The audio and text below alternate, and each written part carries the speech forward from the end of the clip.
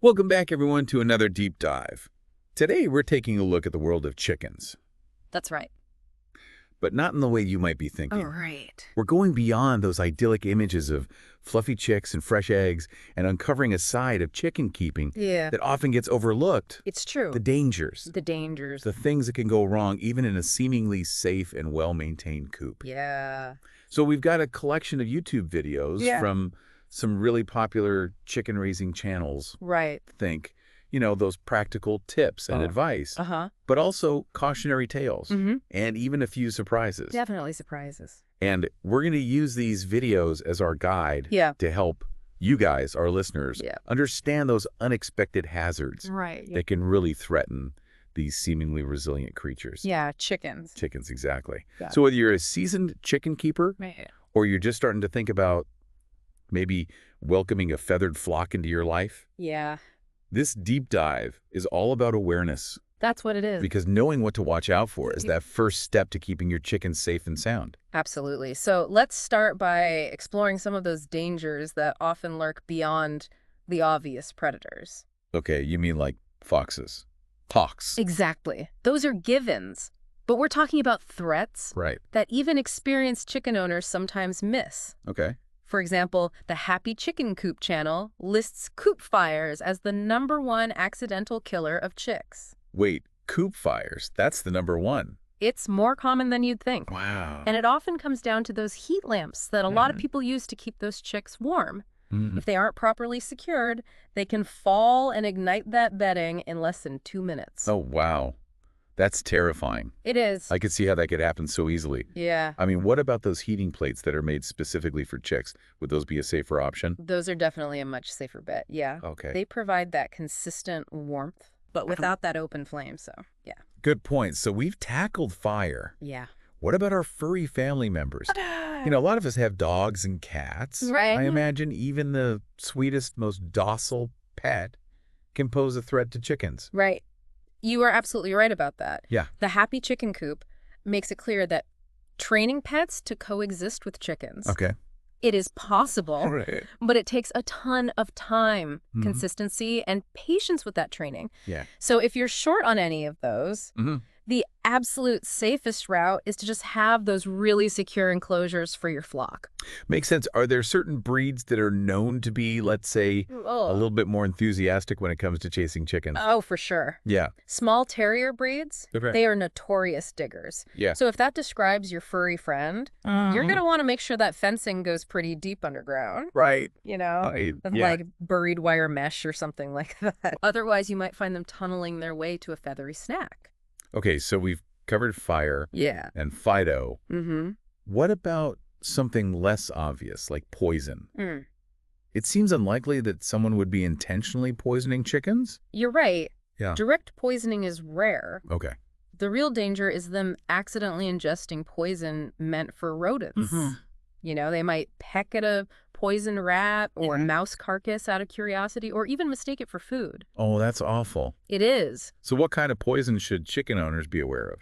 The Happy Chicken Coop highlights 3 main types. Okay. First, there's bromethylin. Okay. That's a really powerful neurotoxin. Yeah. And it can be fatal in 24 hours. Wow. And there is no antidote. Oh, wow. Then there are vitamin-based poisons, Okay. also lethal within 24 hours. Okay. And finally, there are anticoagulants, which are slower acting, Yep. but still very dangerous. So it's really important if you're using any type of poison on your property Yes. to assume that it could be a risk to chickens, Mm-hmm. other pets, Yeah. and even children. Absolutely. Best to err on the side of caution when it comes to poison. Good point.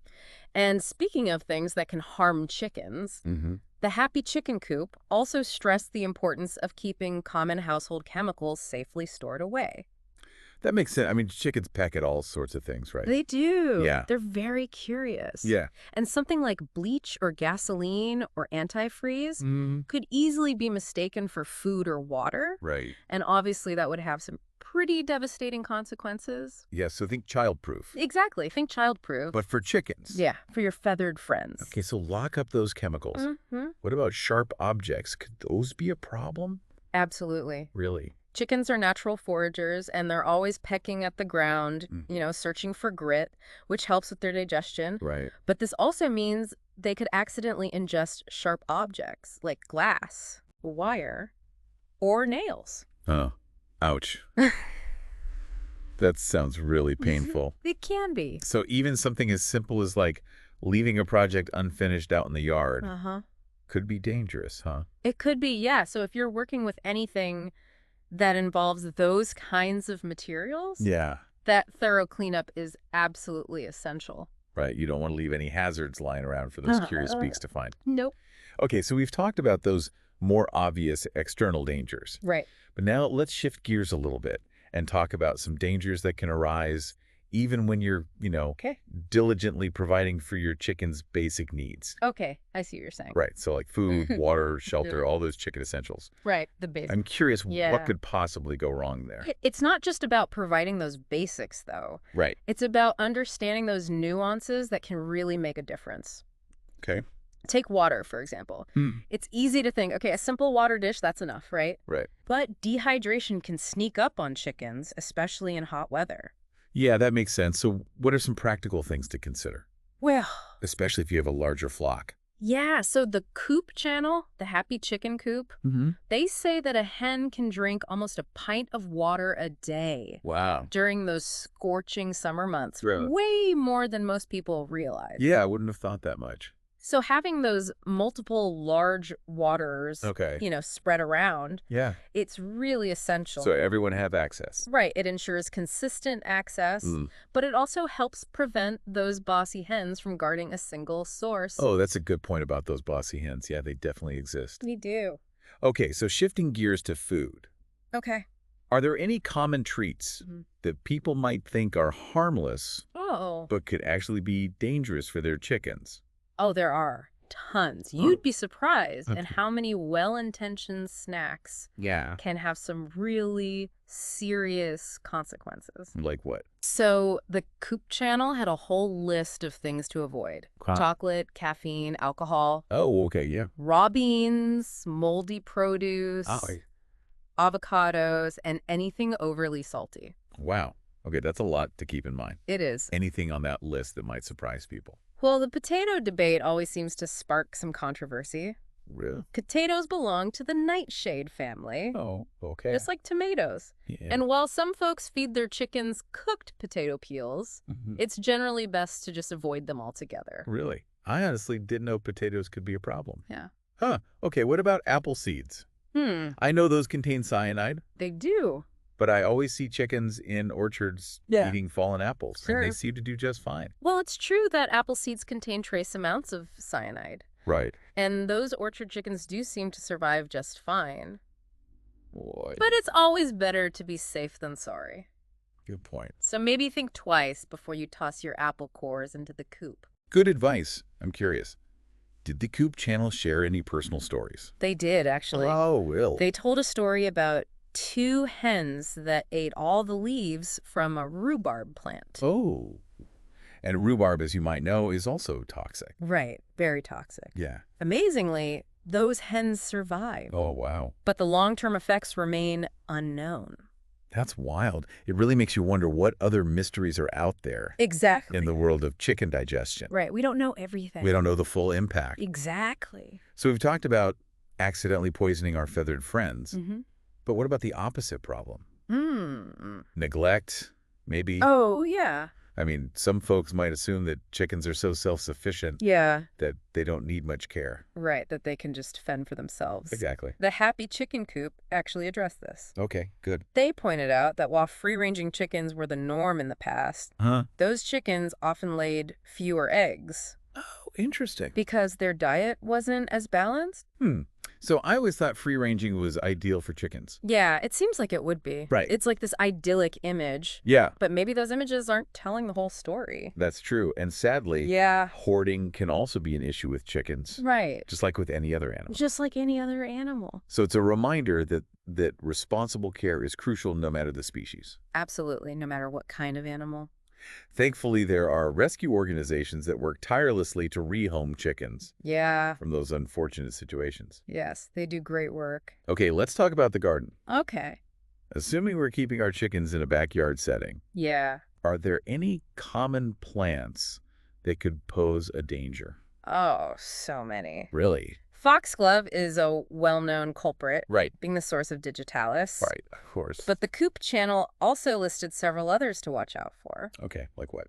Holly, lobelia, angel's trumpet, Okay. jimson weed, pokeberry, sweet pea. Wow, that's a long list. It is. Are chickens generally good at avoiding things that are bad for them? For the most part, chickens do have pretty good instincts about great. what's safe to eat. Yeah. But, like, curious toddlers, Yeah. they still might try to sample something they shouldn't. Right. They get into everything. They do. So it's best to just be aware of these potential hazards. Okay, being vigilant is key. Yeah. Okay, now let's move beyond the physical dangers Okay. and delve into the equally important aspect of chicken health. Right. So regular vet checkups, right? Well, not quite. Oh. The Coop channel really emphasized being proactive and observant. Okay. They stress the importance of noticing subtle changes in your chicken's behavior. Things like a hen seeming depressed or excessively preening. Okay, so what would you consider excessive preening? What should people watch for? Well, you'd be looking for things like feather loss, Okay. bald patches, or even self-inflicted injuries. Got it. It could indicate a problem with parasites, Right. stress, or even nutritional deficiencies. And speaking of parasites, Right. those are definitely a big one to watch out for. They are. What kind of parasites are we talking about? Well, mites, for one, Okay. they can cause anemia, which can be fatal if left untreated. Wow. Then there are worms, Mhm. which can lead to weight loss, lethargy, and a whole bunch of other issues. Oh, gosh. And gapeworm, that one's particularly nasty. Really? It affects their respiratory system God. and can even suffocate a chicken in severe cases. Oh, that sounds awful. Okay. What are the symptoms of gapeworm? What should people watch out for? Well, one of the most obvious signs is gasping for air. Okay, hence the name. Hence the name. Right. You might also notice a loss of appetite, Okay. weight loss, and general weakness. So early detection is key. Exactly. So if you suspect gapeworm, Yeah. it's really important to consult a vet experienced in feeding poultry. Good advice. Now, this next one might surprise you. Right. Too much diatomaceous earth can actually harm chickens. Wait a minute. Isn't diatomaceous earth supposed to be good for getting rid of parasites? It is. Yeah. That's the ironic part. So how can it be bad? Well, the Coop channel explained that while diatomaceous earth, or DE, as it's often called, Right. is effective against those parasites, Mm-hmm. the fine silica dust that it creates Okay. can be inhaled by the chickens, Oh. leading to respiratory problems and even death. So it's kind of a double-edged sword? It can be, yeah. It seems like there's more to using DE than most people realize. Right, it's not as simple as people think. Are there any safer ways to apply it? Absolutely. The key is moderation and proper application. Okay. So the channel recommended removing the chickens from the coop before dusting Okay. and mixing the DE with other dirt to reduce those airborne particles. Yeah, that makes sense. So it's all about finding that balance between effectiveness and safety. Exactly. And this brings up a bigger point about balance, doesn't it? Yeah, it does. I mean, we've been talking about these very specific dangers Yeah. and how to mitigate them. Right. But there's also this overarching concept Yeah. of creating an environment where chickens can thrive, That's true. both physically and mentally. Absolutely. So it's not just about avoiding those specific dangers. Right. It's about considering the whole picture. A whole picture, yeah. Stress, nutrition, Mhm. even the dynamics within the flock itself. Right. All of these can impact a chicken's well-being. That's a really interesting way to look at it. And speaking of balance, Yeah. the Welcome to Chickenlandia channel Okay. brought up a fascinating point. I'm intrigued. What was their take? They emphasized that balance is crucial for a healthy flock. Mm. It's not just about avoiding those specific dangers. It's about considering the whole picture. The whole picture. Stress, nutrition, Right. even those dynamics within the flock itself. Right. Because those can affect their well-being, you're saying. Exactly. It can all impact a chicken's well-being. It makes me think about how much we as humans Yeah. also suffer when our lives are out of balance, whether it's poor diet, lack of sleep, or chronic stress. Right. Do you think chickens experience those same kinds of imbalances? I think they absolutely do. Really? Yeah. And the Chickenlandia channel believes Yeah. that allowing chickens to live as naturally as possible, Yeah. giving them the opportunity to engage in those natural behaviors, Right. like pecking, scratching, and foraging. You like being chickens, Yeah, exactly. Letting them be not chickens. just egg-laying machines. Right. And that helps build their resilience Okay. and promotes better overall health. So it's about honoring their instincts, Yeah. allowing them to be chickens. Exactly. Did they mention any specific practices that help achieve this balance? Yes, they strongly advocate for using natural solutions over synthetics whenever possible, Interesting. emphasizing the interconnectedness of everything. So what we use on our chickens. Could ultimately affect the environment Mm-hmm. and even the entire ecosystem. Exactly. It's all connected. It's a good reminder that even our smallest choices can have those far-reaching consequences. Absolutely. Every little thing matters. Okay, so we've talked about the flock as a whole. Mm-hmm. Now let's shift our focus Okay. to that special bond between a chicken and their owner. Ah. The Chickenlandia channel had some really insightful things to say about this dynamic. It's a special relationship. It is. I'm all ears. What did they highlight? Well, they started with a seemingly simple Okay. but really profound piece of advice. Okay. Listen to your heart Hmm. when it comes to chicken keeping. Yeah. There's a lot of advice out there, Right. There are a lot of opinions. but they believe that trusting your intuition is key. So it's about finding what works for you and your flock, Yeah. even if it goes against the grain. You're right. Right. You got to trust your gut. And they also acknowledge that mistakes are inevitable. They are. We're all going to make it. We're all human. Right, we're human. But they're also valuable learning opportunities. That's a good way to look at it. It's through those fumbles that we grow as chicken keepers. Right, so mistakes aren't failures. Yeah. They're just part of the learning process. Exactly. It's all part of the journey. I love that perspective. Mm-hmm. It takes the pressure off. It does. Right. Yeah. Mistakes aren't failures, they're just part of the learning process. Exactly. It's how we learn and grow. Ultimately, it sounds like the Chickenlandia channel is advocating for a more compassionate approach Yeah, to chicken keeping. absolutely. You hit the nail on the head. They emphasize that chickens are sentient beings with feelings, Yeah. and they deserve our respect and kindness. Just like any other animal. Exactly, just like any other animal. Which is a great principle for any kind of animal care, really. It is. Did they talk about any specific challenges Yeah. that come up in the chicken-human relationship? They addressed a really tricky topic Okay. that often sparks debate. What's that? Living in harmony with wildlife, Hmm. particularly predators. Oh, that's a tough one. It is. Especially when you're trying to protect your flock. Yeah, it's a balancing act for sure. What was their take on it?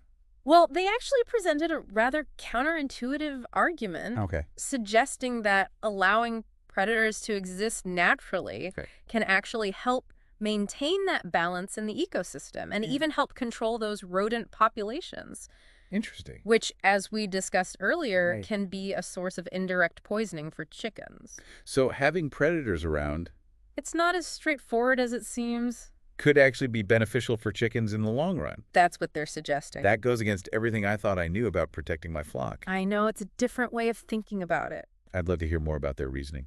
Yeah, it definitely challenges that conventional wisdom of Wow. keeping predators as far away as possible. Yeah. But it really speaks to a larger philosophy Okay. of embracing a more holistic approach to chicken keeping. So instead of just viewing those predators as enemies to be eradicated, Right.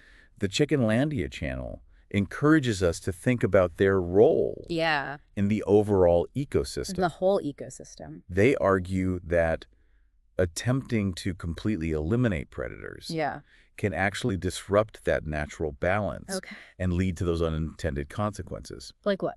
Well, like an increase in rodent populations, for example. Oh, so by trying to protect our chickens from one threat, Right. we might inadvertently be exposing them to another. Exactly. It's a complex issue. It is. There are no easy answers, Right. but it definitely gets you thinking. It does. It really does. And that's what this channel does so well. Yeah. They present these nuanced perspectives, Right. and they encourage viewers to question their assumptions Mhm. about chicken keeping. They even went into detail about those specific strategies for coexisting with predators. Interesting. Like what? Things like reinforcing coops, using guardian animals, Okay. and even creating habitat for those natural predators that help to keep those rodent populations in check. So it's not about choosing sides. Okay. It's about understanding that complex interplay Exactly. between chickens, predators, and the environment they share. It's all connected. Yeah, it seems like the Chickenlandia channel is advocating for a more mindful approach Yes, to chicken keeping, absolutely. one that considers the well-being of the whole ecosystem. That's it. You've captured it perfectly. Wow. They believe that ultimately, responsible chicken keeping is about more than just protecting our flocks from harm. Right, it's about more than that. It's about fostering a sense of balance Okay. and respect for all creatures, Even the ones that we might view as threats. even those we might instinctively see as the enemy. Yeah, that's a powerful message. So, as we wrap up this deep dive into the world of chicken keeping, Yeah. what are some key takeaways for our listeners? Well, I think the biggest takeaway is that there's always more to learn. Oh. Even if you think you're a seasoned chicken keeper, Right. those seemingly simple creatures are actually quite complex. Yeah. And the dangers they face are often more nuanced Right. than we might realize. Definitely. It's not just about predators. It's about understanding the interconnectedness of everything. Okay. From coop design and nutrition Right. to parasite control and even the ethical considerations of coexisting with wildlife. And perhaps most importantly, Yes. it's about recognizing that chickens are sentient beings Absolutely. who deserve our compassion and respect. I do. And their well-being is directly tied to the choices we make as their caretakers. Absolutely. What a fantastic way to end this episode. It's been a good one. To all our listeners out there, Yeah. we hope this deep dive has given you a new appreciation Right. for the intricacies of chicken keeping It's more complex than it seems. and inspired you to create a safe and enriching environment for your flocks. Yes. May your coops be predator-proof, Yes. your gardens abundant, Wondrous. and your chickens always healthy and content. That's all for this episode of Deep Dive. We'll see you next time.